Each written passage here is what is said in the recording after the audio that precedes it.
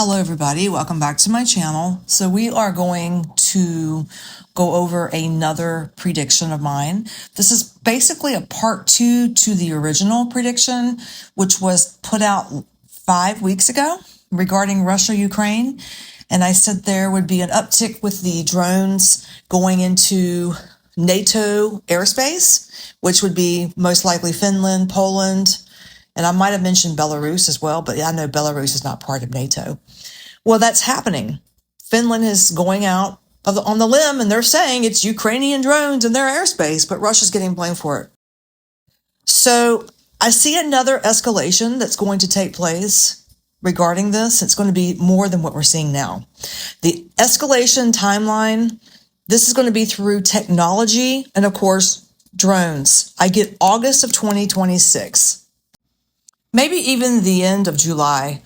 But what we're seeing now, I think, is going to be even more of an escalation in August. So I want to talk about that. What do I mean about escalation? Well, of course, drones, and that would be the AI warfare, the electronic disruption, border region tension. So basically what's happening, these are going to be Ukrainian drones as they currently are and have been proven to be. So the NATO countries, Poland, Finland, and Latvia, they give permission, and Lithuania, they are giving permission for Ukraine to fly over their borders into Moscow, which is in Russia, right? But Moscow is pushing these drones back into NATO's airspace. And when they do that, the Ukrainians that are controlling these drones, they lose the AI technology, the software, which means these drones could land on anything and cause explosions and take out people, hurt people.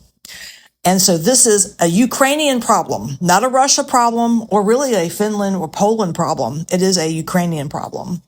One, the government needs to stand up and not allow them to fly in their airspace. And I'm being told that in Finland, the leaders over there in the military really do not want Ukraine doing this, but they're doing it anyway. Anyways, what do I know? So Russia, Ukraine, Finland, Poland, and maybe even Belarus could be in this, but I know Belarus is not part of NATO, but I do see them possibly involved in some way.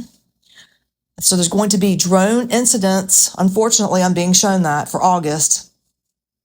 And how I do that is I take a calendar and I start flipping it through, and I'm drawn to certain days, certain months. So in this case, late end of July into the whole month of August 2026, there's going to be drone incidents that could possibly bring out infrastructure damage and even targeting infrastructure and electronic warfare escalation.